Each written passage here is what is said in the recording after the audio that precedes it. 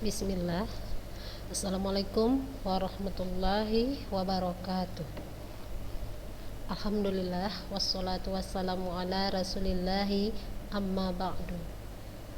Puji dan syukur kita ucapkan kepada Allah subhanahu wa ta'ala atas segala nikmat-nikmat yang selalu kita terima.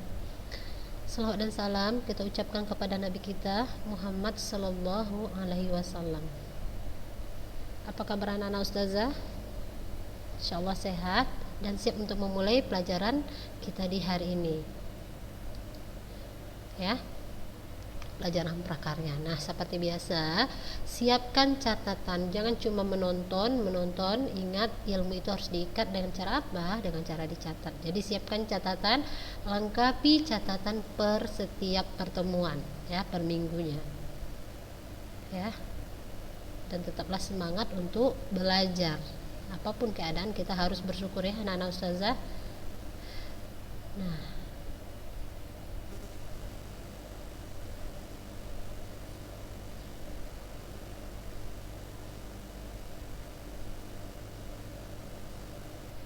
anak-anak ustazah, di pertemuan kali ini kita masih di bab budidaya ternak hias, ya. Di budidaya ternak hias.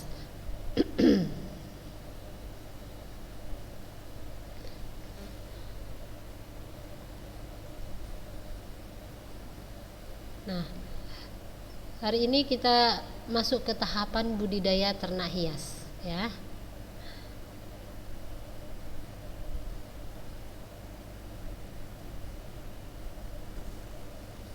Nah, di dalam tahapan budidaya ternak hias ada tahap-tahap yang harus kita lewati atau yang harus kita kerjakan, yaitu yang pertama dari perencanaan, persiapan sarana produksi, yang kedua terus proses produksi ternak hias, ya. Nah, di dalam perencanaan itu anak-anak ustazah ada hal-hal yang harus kita perhatikan, ya. Jadi jangan kita langgar. Karena apa? Karena kita ingin mendapatkan hasil yang maksimal dan optimal, ya.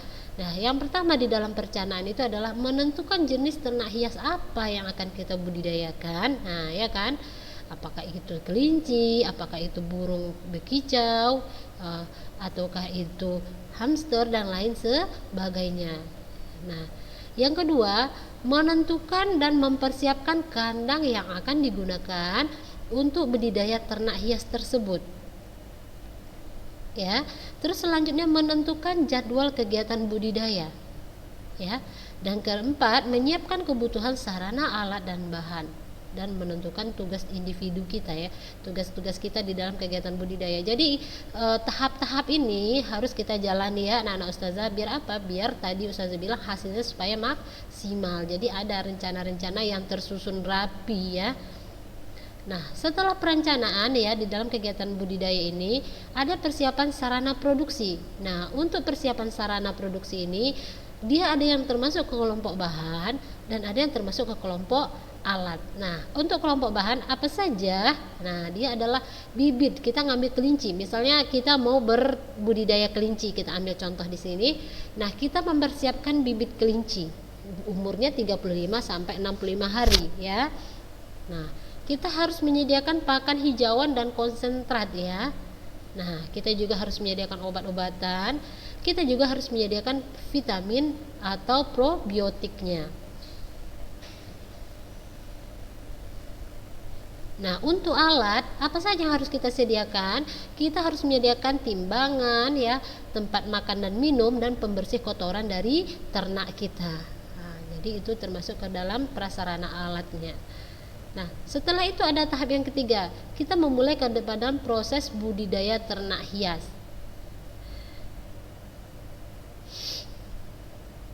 Ya. Nah, di dalam memulai ini, anak-anak ustazah, kita pahami dulu bagaimana sifat dari ternak yang akan kita budidayakan ini. Nah, tadi kita mengambil contohnya kelinci, ya. Kita paham bagaimana sifat dari kelinci. Nah, ternyata kelinci itu adalah hewan yang punya kemampuan adaptasi yang baik, ya.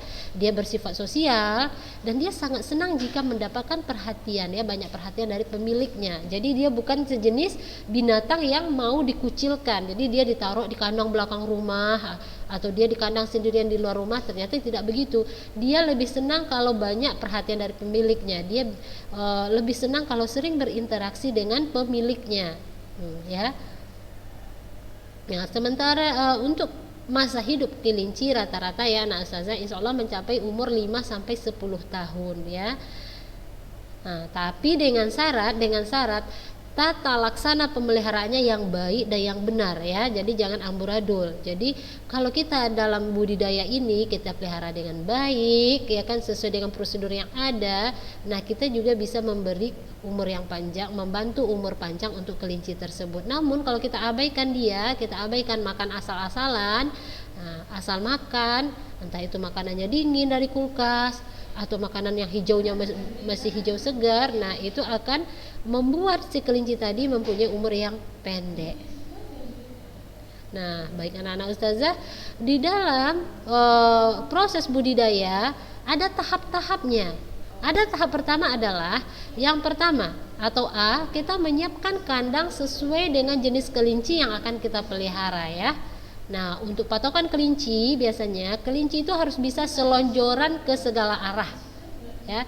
Nah, mungkin juga si kelinci berdiri sewaktu-waktu. Jadi kandangnya tidak cuma mepet sebatas ukuran kelinci tadi, namun dia harus kita kasih ruang. Nah, kalau dia berselonjor mau ke segala arah itu bisa.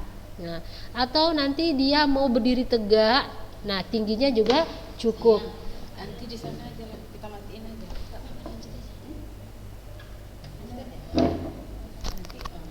Nah,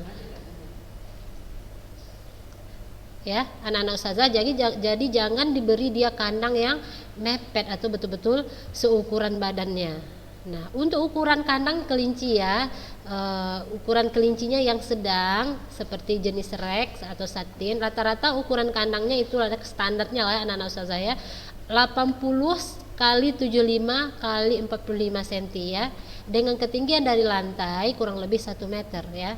Jadi semakin besar ukuran kandangnya semakin baik karena akan membuat si kelinci tadi lebih leluasa bergeraknya. Ya. Nah, dan perlengkapan kandang yang diperlukan adalah tempat pakan dan minum.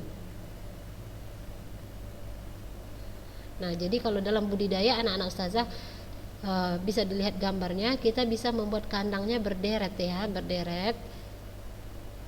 Jadi karena kalau budidaya kan tidak hanya 1 atau 2 ekor kelinci, namun di situ ada banyak kelinci ya.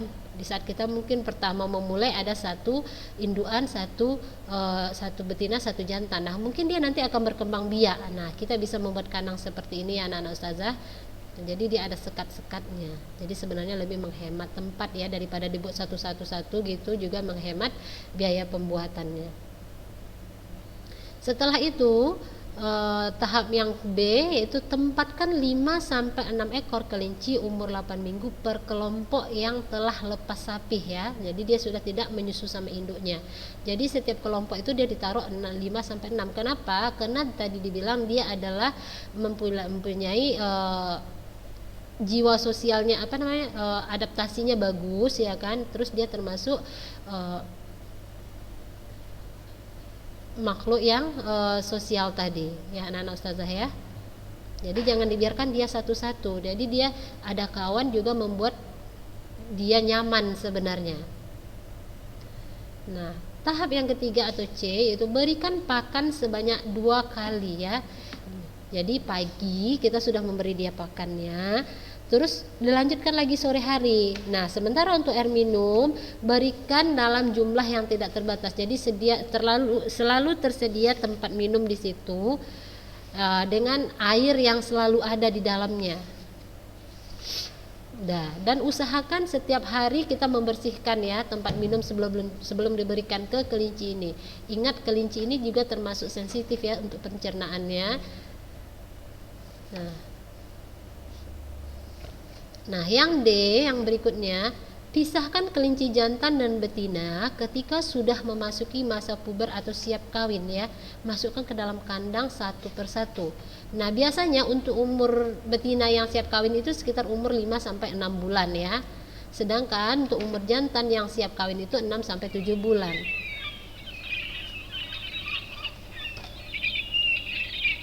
ya. Nah, kawin alam dilakukan dengan membawa kelinci betina ke kandang kelinci pejantan ya, dengan perbandingan jantan betinanya 1:5 ya, anak-anak ustazah ya. Jadi dibiarkan mereka berada di dalam satu kandang.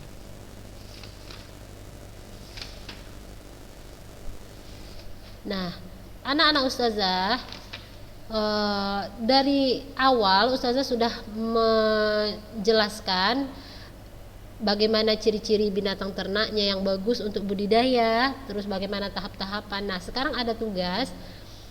Tugasnya adalah rancanglah kegiatan budidaya ternak hias ya, sesuai daerah setempat ya. Nah, nanti silakan merancang kegiatan budidaya ternak hias. Nah,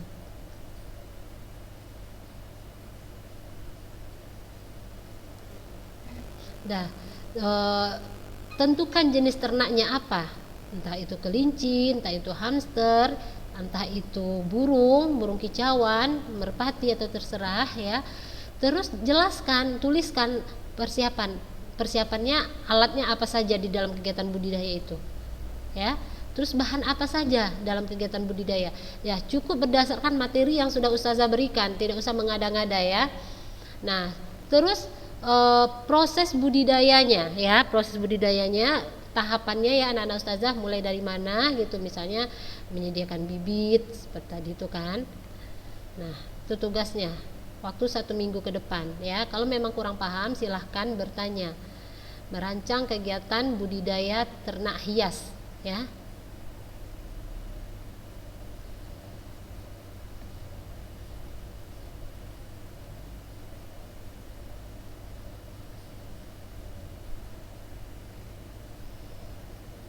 Baik, selesai kita di bab 3 ya, di budidaya ternak hias. Nah, baik, kita masuk ke bab 4 di semester ini.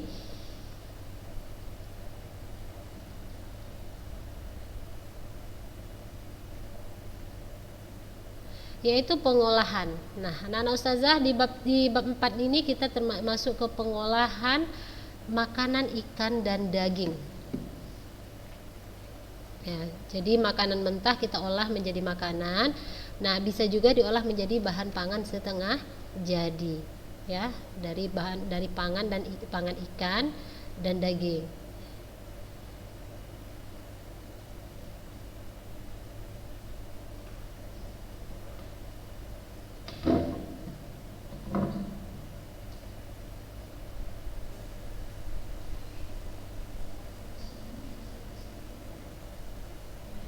Nah, anak-anak ustazah, kita harus ingat bahwa kita hidup di negara yang memiliki sumber daya alam yang sangat banyak ya. Kekayaan alamnya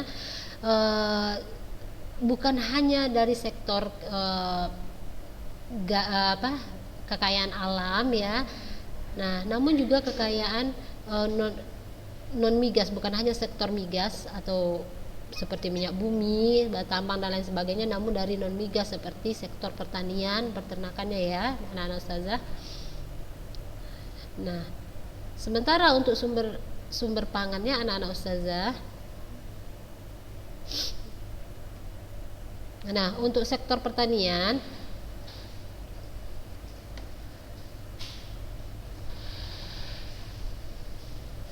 menjadi sumber pangan ya, dalam memenuhi kebutuhan 4 sehat 5 sempurna ya, yang menjadi sumber zat-zat yang diperlukan oleh tubuh berupa karbohidrat ya, protein, lemak, vitamin dan mineral. Nah, bahan pangan yang memiliki kandungan karbohidrat, vitamin dan mineral ini sudah dipelajari ya, nah ustazah ya.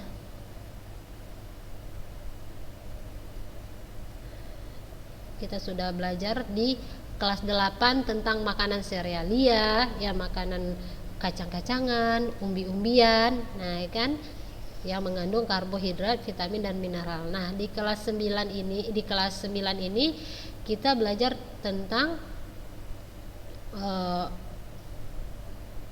pengolahan ikan dan daging, yaitu bahan makanan yang mengandung protein hewani. Nah ya, Bisa itu dari ikan, bisa itu dari daging. Nah, anak-anak ustazah, sumber pangan hewani bisa meliputi diantaranya ada susu ya, ada telur, ada ikan, ada daging ya, serta produk-produk olahan yang bahan dasarnya berasal dari hewan ya, hewan yang memiliki kandungan gizi yang baik. Nah, pengolahan bahan pangan hewani ini anak ustazah bertujuan untuk memperlambat kerusakan ya yang diakibatkan reaksi biokimia ya, reaksi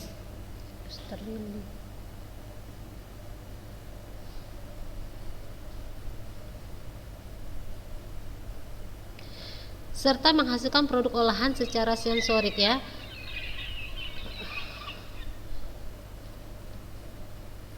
Ya, ustazah ulang, pengolahan bahan pangan hewani ini anak-anak ustazah, dia bertujuan untuk memperlambat kerusakan yang diakibatkan reaksi biokimia ya, biokimiawi ya, serta menghasilkan produk olahan yang secara sensorik.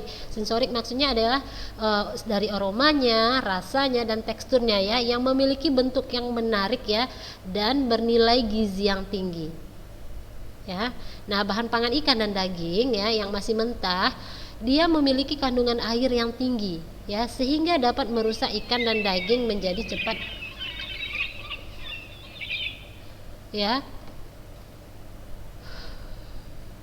Baik, ustazah ulangi, bahan pangan ikan dan daging yang masih mentah memiliki kandungan air yang tinggi ya, sehingga dapat membuat ikan dan daging menjadi cepat rusak ya. Oleh karena itu harus dilakukan pengolahan. Nah ya, cara pengolahannya untuk bahan ikan dan daging anak-anak ustazah yang sering dilakukan itu berupa pengawetan ya, pengawetan dengan cara pembekuan ya, bisa pengeringan, pengasapan dan secara kuring ya. Nah, jenis-jenis produk olahan ikan dan daging yang sering ditemukan di masyarakat. Nah, contohnya ya anak-anak ustazah ada pindang ikan ya kan, pepes ikan, pepes ayam, ayam goreng ya, sop ayam dan lain sebagainya ya. Masih banyak lagi olahan ikan dan daging yang pasti anak-anak ustazah insya Allah tahu ya. Nah, untuk proses pengolahan bahan pangan ini dia harus dilakukan dengan baik. Kenapa? Agar nilai gizinya tidak berkurang dan tidak menurun ya. Nah, penurunan zat gizi dapat terjadi pada proses pengolahan. Pertama, apabila menggoreng terlalu kering, terus membakar sampai hangus dan sebagainya. Nah, ini bisa merusak zat gizi yang terkandung di dalam bahan pangan tadi. Nah, anak-anak ustazah, keberagaman jenis olahan ikan dan daging yang ada di Indonesia ya menjadi daya tarik tersendiri sebenarnya ya bagi wisata kuliner ya. Nah, karena sangat banyak macamnya olahan ikan. Contoh olahan ikan ya, sushi ya, makanan Jepang. Walaupun ini dari Jepang, namun di Indonesia sudah banyak juga dibuat ya anak-anak ustazah ya. Nah, sushi makanan Jepang yang terdiri dari nasi yang dibentuk bersama lauk ya, berupa makanan laut, daging, sayuran yang mentah dan sudah dimasak ya. Nah, nasi sushi mempunyai rasa asam yang lembut karena dibumbui campuran cuka, beras dan garam. Contohnya ya. Selanjutnya ada sajian unik yaitu unta bakar utuh isinya kambing ya. Jadi isinya kambing utuh juga. Nah, di dalam kambing berisi ikan bakar ya, dan di dalam ikan berisi telur. Nah, ini adalah sajian unik dari suku Bedouin ya di Arab ya. Nah, ini contoh-contoh sajiannya. Terus ada ayam goreng tepung crispy ya yang lagi marak di mana-mana ada dan hampir semua orang menyukainya. Nah, itu contoh olahannya tadi. Baik, yang pertama kita masuk ke ikan dan daging menjadi makanan. Ya, anak-anak ustazah ya. Nah, ikan adalah anggota vertebrata ya atau poikiloter ya. Poikilotermik atau berdarah dingin yang hidup di air dan bernafas dengan menggunakan insang ya anak-anak ustazah ya. Dan ikan dapat ditemukan di berbagai ekosistem ya. Ada perairan tawar, ada di perairan payau dan ada di laut. Nah, beberapa spesies ikan sudah dapat dibudidayakan ya sehingga masyarakat dapat dengan mudah mendapat ikan ya anak-anak ustazah ya.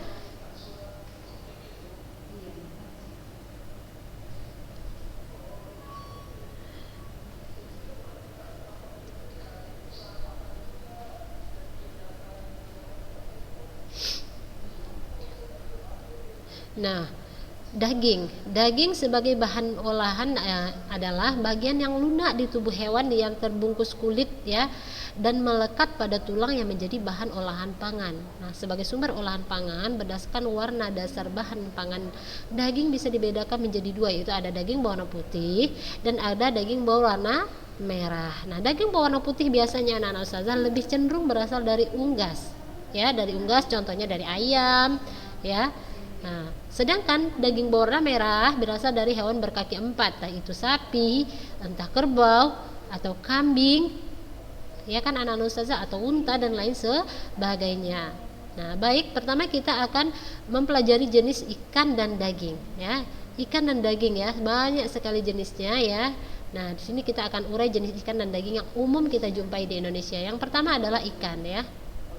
Nah, Indonesia, ikan yang banyak hidup di Indonesia itu ya anak-anak ustazah berdasarkan ekologinya menjadi 3. Ada ikan dari perairan tawar, ada ikan dari perairan payau, dan ada ikan dari perairan laut. Nah, yang pertama ada ikan perairan air tawar. Apa saja ikan dari perairan air tawar? Nah, kenapa dia dibilang ikan perairan air tawar?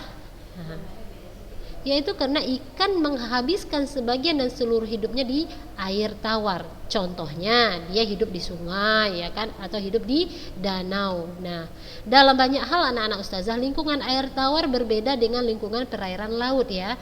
Dan yang paling membedakan adalah tingkat salinitasnya ya, tingkat keasinannya ya. Nah, jenis-jenis ikan air tawar sebagai bahan pangan, contohnya bisa ikan lele, ada ikan mas, ada ikan gurame dan lain sebagainya. Nah, sedangkan untuk kandungan gizinya untuk ikan air tawar ini hampir menyerupai dengan ikan air laut. Ya. Yang pertama kita akan mengenal lele. Nah, ikan lele adalah sejenis ikan yang hidup di air tawar ya. Kita mudah mengenalinya karena bentuk tubuhnya yang berwarna abu-abu sampai kehitaman ya, kulitnya licin, agak pipih memanjang, serta memiliki kumis yang panjang ya, yang mencuat dari sekitar bagian mulutnya. Contohnya hasil pengolahan ikan lele anak saya bisa berupa pecel lele gitu ya kan, abon lele, keripik kulit lele, lele asap dan lain sebagainya ya. Nah, itu dari ikan lele. Setelah itu ada ikan mas. Nah, kenapa dia dibilang ikan mas ya? Karena dia berwarna emas sebenarnya ya. Nah, ikan mas adalah ikan air tawar yang bernilai ekonomis tinggi ya, dengan bentuk tersebar luas di Indonesia ya. Bentuk tubuhnya agak memanjang dan memipih tegak ya, memipih tegak. Nah, mulutnya terletak di ujung tengah dan dapat disembulkan ya, disembulkan. Bagian anterior mulutnya terdapat 2 pasang sungut ya, berukuran pendek. Nah, secara umum hampir seluruh tubuh ikan mas ditumbuhi sisi, dan hanya sebagian kecil saja yang tumbuhnya tidak ditumbuhi sisi. Nah, contoh makanan olahan dari ikan mas adalah ada pepes ikan mas, ada pesmol ikan mas, atau ada arsik ikan mas, dan lain sebagainya.